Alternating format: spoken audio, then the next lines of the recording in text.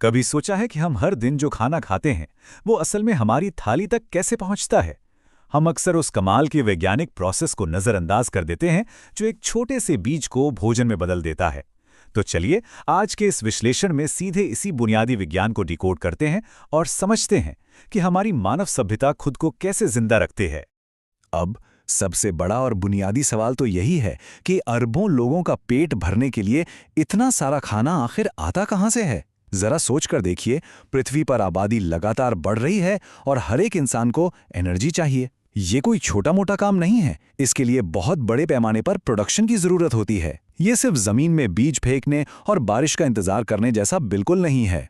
अगर हम इतिहास के पन्नों को पलटें तो एक बहुत ही दिलचस्प बदलाव देखने को मिलता है। 10,000 ईसा पूर्व तक इंसान एक तरह से बंजारे थे, बस खाने की तलाश में यहां वहां भटकते रहते थे, कच्चे फल या शिकार पर जिंदा थे। लेकिन फिर एक ऐसा गेम चेंजिंग आविष्कार हुआ जिसने पूरी दुनिया बदल दी, और वो था कृषि, यानी खेती का जन्म। एक ही जगह पर बड़े पैमाने पर पौधे उगाने की वो शुरुआत आज के इस हाईटेक मैनेजमेंट तक पहुंच चुकी है। और सच कहें तो यही हमारी सभ्यता की असली नींव है। तो आज की हमारी चर्चा का रोड मैप कुछ ऐसा रहेगा। हम शुरुआत करेंगे बढ़ती आबादी की विशाल चुनौती से, फिर समझेंगे कि फसलों को कैसे बांटा जाता है। उसके बाद खेती के 3 अहम वैज्ञानिक कदमों पर बात करेंगे: मिट्टी तैयार करना, स्मार्ट तरीके से बुआई करना और आखिर में पोषक तत्व मिलाना। चलिए अपने पहले भाग की तरफ बढ़ते हैं। बढ़ती आबादी का पेट भरना एक बहुत बड़ी चुनौती। देखते हैं कि इंसान आबादी और संसाधनों की इस मुश्किल पहेली को कैसे सुलझाते हैं। इतने बड़े पैमाने पर खाना उगाने के लिए एक बहुत ही सटीक और वैज्ञानिक रोडमैप की जरूरत होती है। ये सिर्फ एक लिस्ट नहीं है, बल्कि एक तरह का एल्गोरिथम है। मिट्टी तैयार करने से लेकर कटाई तक का सफर। अगर इसमें एक भी कदम चूके तो समझ लीजिए पूरी फसल बर्बाद हो सकती है। सच में ये पूरी प्रोसेस प्रकृति के साथ कदम से कदम मिलाकर चलने जैसी है। अब बढ़ते हैं भाग 2 की ओर, हमारी फसलों का वर्गीकरण। सही समय ही सब कुछ है। देखिए, हर फसल एक जैसी नहीं होती। उन्हें उगाने का मतलब है अलग अलग मौसम और जलवायु का पूरा पूरा ध्यान रखना। और यहीं पर फसलों को 2 बड़े हिस्सों में बांटा जाता है। एक तरफ हैं खरीफ की फसलें, जैसे धान और मक्का। इन्हें पानी बहुत पसंद है, इसलिए ये बरसात के मौसम में उगाई जाती हैं। दूसरी तरफ हैं रबी की फसलें, जैसे गेहूं और चना, जिन्हें सर्दियों की ठंडक रास आती है। ये प्रकृति के बनाए कैलेंडर के साथ तालमेल बिठाने का एक बेहतरीन उदाहरण है। अब यहाँ एक बड़ा ही मजेदार सवाल उठता है, धान को हम सर्दियों में क्यों नहीं उगा सकते? दरअसल ये पौधों की अपनी सख्त सीमाओं को दिखाता है। धान को पनपने के लिए खेत में लबालब भरा हुआ पानी चाहिए, जो सिर्फ मानसून में ही मिल सकता है। मतलब अगर गलत मौसम में बीज बो दिया तो सिवाय निराशा के कुछ हाथ नहीं लगेगा। तो चलिए अब खेती के सबसे पहले और जरूरी कदम पर आते हैं। भाग 3, मिट्टी तैयार करना, जो किसी भी फसल की असली नींव है। मिट्टी को ढीला करना सुनने में बड़ा साधारण लगता है ना, लेकिन ये एक बहुत ही शानदार वैज्ञानिक ट्रिक है। जब मिट्टी को पलटा और ढीला किया जाता है तो पौधों की जड़ें गहराई तक जा पाती हैं और आसानी से सांस ले पाती हैं। और हाँ, इसी ढीली मिट्टी में केंचुए और फायदेमंद माइक्रोब्स तेजी से पनपते हैं। ये तो एक तरह से किसान के सबसे अच्छे दोस्त हैं, जो मिट्टी में प्राकृतिक ह्यूमस मिलाकर उसे और उपजाऊ बना देते हैं। अब जरा इस पुरानी पारंपरिक तकनीक को देखिए। सदियों से किसान एक बहुत ही सिंपल से टूल का इस्तेमाल करते आ रहे हैं, एक लकड़ी का लंबा लट्ठा और लोहे का फाल। बस इसी की मदद से सूखी और कठोर जमीन को खेती के लायक बनाया जाता था। इसी शुरुआती तकनीक ने ही तो बड़े पैमाने पर खेती का सपना सच किया था।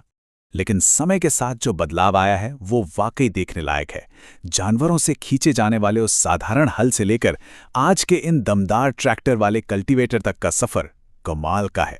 इन मशीनों ने खेती के उस बेसिक काम को इतना फास्ट और एफिशिएंट बना दिया है कि इससे किसानों की बेतहाशा मेहनत और समय दोनों की बचत होती है। चलिए अब भाग 4 की बात करते हैं। दूसरा कदम, स्मार्ट बुआई, यानी बीजों को चुनने का विज्ञान। जमीन तो तैयार हो गई, अब बारी है सही बीज चुनने की, क्योंकि यही तय करेगा कि फसल कैसी होगी। यहां पर किसान एक बहुत ही कमाल की और आसान सी साइंस ट्रिक लगाते हैं, ग्रेविटी और उछाल यानी बायोंसी का इस्तेमाल। वो बीजों को पानी में डालते हैं, जो बीज अंदर से खोखले या खराब होते हैं वो हल्के होकर पानी के ऊपर तैरने लगते हैं, और जो भारी स्वस्थ बीज होते हैं वो नीचे बैठ जाते हैं। खराब बीजों को अलग करने का ये कितना सटीक और स्मार्ट तरीका है ना। चाहे ये पुरानी कीप वाली तकनीक हो या आज की कोई एडवांस मशीन, इसके पीछे का विज्ञान बिल्कुल नहीं बदलता। बीजों को एक सही दूरी पर बोना बहुत जरूरी है। अगर वो बहुत पास पास होंगे तो धूप, पानी और पोषक तत्वों के लिए आपस में ही लड़ने लगेंगे और कमजोर रह जाएंगे। सबको अपनी स्पेस चाहिए। अब हम आज की चर्चा के आखिरी पड़ाव पर आ गए हैं। भाग 5, तीसरा कदम, पोषक तत्व मिलाना, यानी पौधों को उनका खाना देना। जब हम एक ही खेत में बार बार फसल उगाते हैं तो जमीन के जरूरी खनिज खत्म होने लगते हैं। और यहीं से शुरू होती है एग्रीकल्चर की सबसे बड़ी डिबेट, जैविक खाद बनाम रासायनिक उर्वरक। खाद एकदम प्राकृतिक तरीके से पेड़ पौधों और जानवरों के वेस्ट से बनती है। ये धीरे धीरे काम करती है, लेकिन मिट्टी की क्वालिटी को शानदार बना देती है। वहीं दूसरी तरफ है फैक्ट्रियों में बने फर्टिलाइजर्स, जिनमें नाइट्रोजन, फास्फोरस और पोटेशियम जैसे न्यूट्रिएंट्स कूट कूट कर भरे होते हैं। ये फसल को रॉकेट की तरह बढ़ाते हैं, लेकिन इनका ज्यादा इस्तेमाल जमीन को बंजर और पानी को प्रदूषित भी कर सकता है। इस प्रयोग में हम विज्ञान को सीधे एक्शन में देख सकते हैं। कप ए में गोबर की प्राकृतिक खाद है, कप बी में केमिकल यूरिया और कप सी में कुछ भी नहीं। ये टेस्ट साफ साफ दिखाता है कि पौधे किसमें सबसे तेज बढ़ते हैं। अक्सर कप बी यानी फर्टिलाइजर वाले कप में ग्रोथ सबसे तेज होती है। इसे देखकर आसानी से समझा जा सकता है कि किसान इन केमिकल्स की तरफ इतना अट्रैक्ट क्यों होते हैं। लेकिन ठहरिए, सिर्फ केमिकल्स पर निर्भर रहने के बजाय खेती का एक बहुत ही स्मार्ट और प्राकृतिक तरीका भी है, फसल चक्र या क्रॉप रोटेशन। इसमें किसान एक सीजन में फलीदार पौधे उगाते हैं और अगले सीजन में गेहूं। फलीदार पौधों की जड़ों में राइजोबियम नाम के खास बैक्टीरिया होते हैं, जो हवा से सीधे नाइट्रोजन खींचकर मिट्टी में वापस भर देते हैं।